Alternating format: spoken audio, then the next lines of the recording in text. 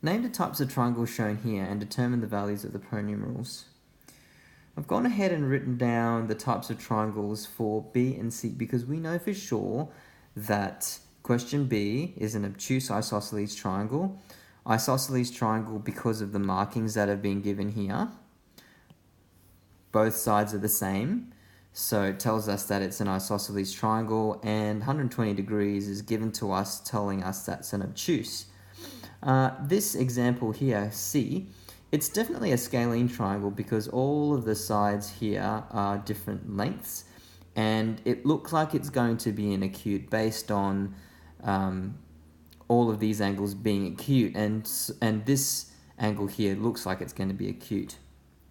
Now, for this example here, we're not really told that it is, well, we already know, looking at it, it's going to be an equilateral triangle, but we're not actually told that yet because we haven't been given any markings. We've got an unknown that we need to find out. So instead of labeling this triangle as a particular type first, we have to find out what this X is, and then maybe that would tell us what type of triangle that is. So let's start with this example since we're talking about it.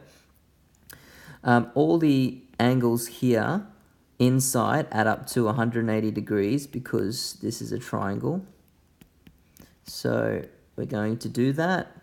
Solving this equation now, x degrees plus 120 degrees, 180 degrees at the end, minus 120 to both sides.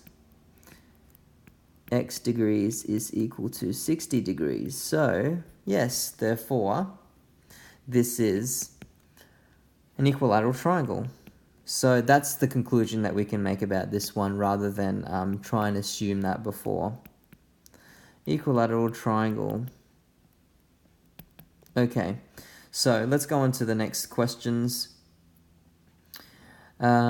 Question B is an isosceles triangle. So if you notice here, there is and at r degrees. Over on this side here, we are also going to have r degrees too, because an isosceles triangle has two sides the same, two angles the same. So in other words, it has a line of symmetry right down the middle. So if we put our equation together, we have two lots of r plus 120. And that is all equal to 180 degrees. At this point here, we need to show evidence that there is an isosceles triangle present. So this is our setting out here. And I'm going to put that little code there. Minus 120 from both sides. 2r equals 60 degrees. Divide by 2 to both sides. R is equal to 30 degrees. So that's our value for R there. Okay, last example. S, pretty straightforward. S plus 50 degrees plus 60 degrees equals 180 degrees. S is equal to 110 degrees. Minus 110 by both sides.